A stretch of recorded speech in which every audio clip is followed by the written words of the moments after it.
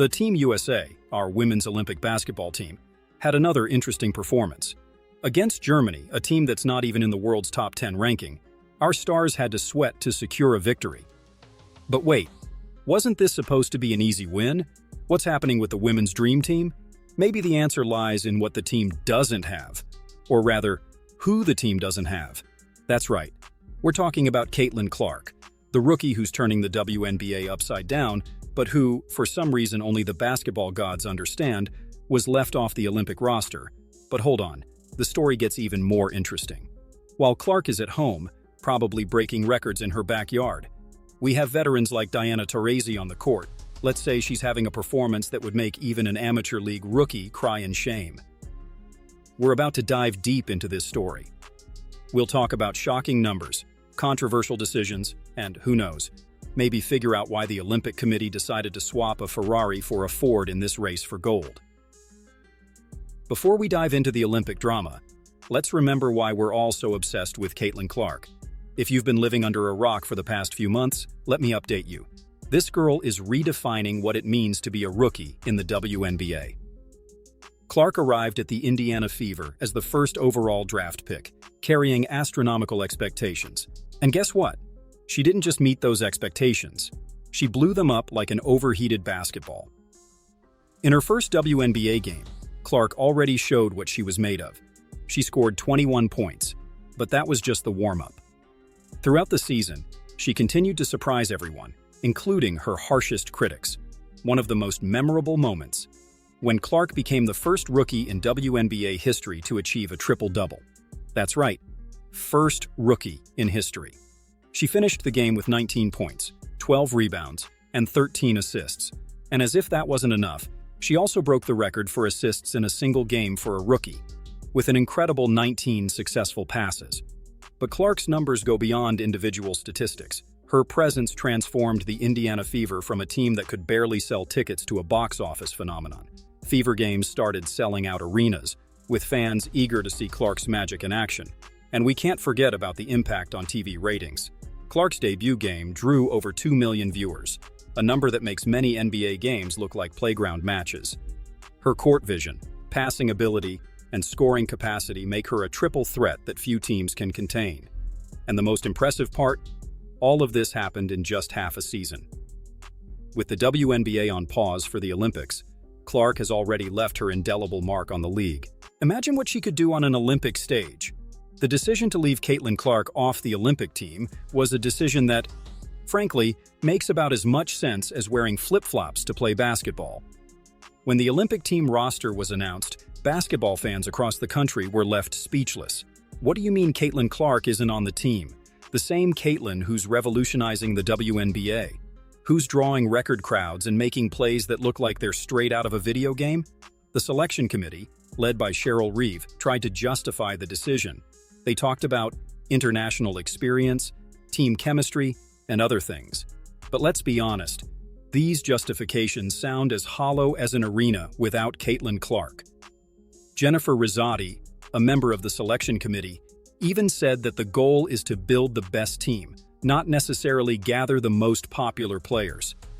Jennifer, how about building a team with the player who's literally redefining the game? And it wasn't just us mere mortals who were shocked by this decision.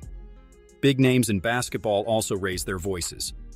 Lisa Leslie, a legend of the sport, openly defended Clark's inclusion in the Olympic team. Even Casey Wasserman, chairman of the organizing committee for the 2028 Olympics, called this a missed opportunity. But perhaps the most revealing comment came from Dawn Staley. In a recent interview, she expressed regret over the decision not to include Clark, acknowledging that the rookie is playing at an exceptional level and could have contributed significantly to the team. The truth is that leaving Clark out seems more like a decision based on internal politics and, dare I say, a touch of envy, than on sporting merit. The problem is that while Clark waits her turn, the U.S. team is losing the opportunity to have one of the most exciting and talented players of our time. And as we'll see next, this decision is coming at a high cost. Diana Taurasi, a living basketball legend, no doubt. But in the 2024 Olympics, let's just say she's playing like she left her talent back in 2004. Let's look at the numbers, folks, and brace yourselves because they're interesting. In 3 Olympic Games, Taurasi managed the impressive tally of 2 points in 35 minutes of play. But wait, there's more. In those same 3 games, she also contributed 2 assists, 3 rebounds, and 5 fouls. But the issue isn't just Taurasi's performance, it's the decision to keep her as a starter. It's the insistence on giving precious minutes to a player who's clearly not at her peak, while young and informed talents are left out. Cheryl Reeve, the Olympic team coach, is receiving heavy criticism for this decision. Many argue that she's prioritizing sentimentality and veteran leadership over actual on-court performance, and it's not just fans who are dissatisfied. Former players and analysts are also expressing their frustration. Tamika Catchings, an Indiana Fever legend, harshly criticized the team selection, arguing that the team should be composed of the best current players, not names from the past. The truth is that this situation raises serious questions about the Olympic team selection process. Are we valuing the name on the jersey more than the performance on the court? And more importantly, how much is this decision costing our chances for gold? What's really going on with Team USA's selection process?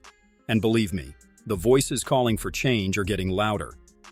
First, we need to talk about transparency, or rather, the lack of it. The current selection process seems more obscure than the rules of Monopoly. Fans, players, and even former Olympic athletes are demanding more clarity.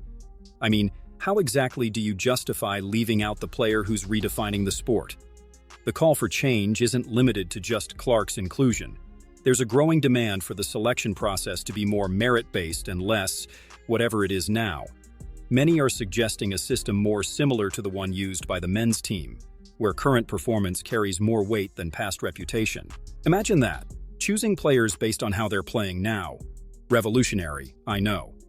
Others are calling for a more diverse selection panel, including not just former players and coaches, but also data analysts and talent development experts. Because, apparently, looking at statistics and future potential is too crazy an idea to be considered currently. And we can't forget the rising star factor. There's a strong argument that the Olympic team shouldn't just be about winning medals, although that's kind of the point, but also about promoting the sport. And who better to do that than the player who's making the most noise in the WNBA ever? The message is clear. U.S. women's basketball is at a turning point. We can continue with the status quo and watch our global dominance slowly fade away, or we can embrace change, recognize new talents, and adapt to the modern game. One thing is certain, if the selection process doesn't change, we might be seeing the beginning of the end of the golden era of American women's basketball. And that, my friends, would be a bigger defeat than any scoreboard on a basketball court. But folks, this story is far from over. In fact, we're just at the beginning of what could be a revolution in women's basketball. Think about it. The Olympics will end.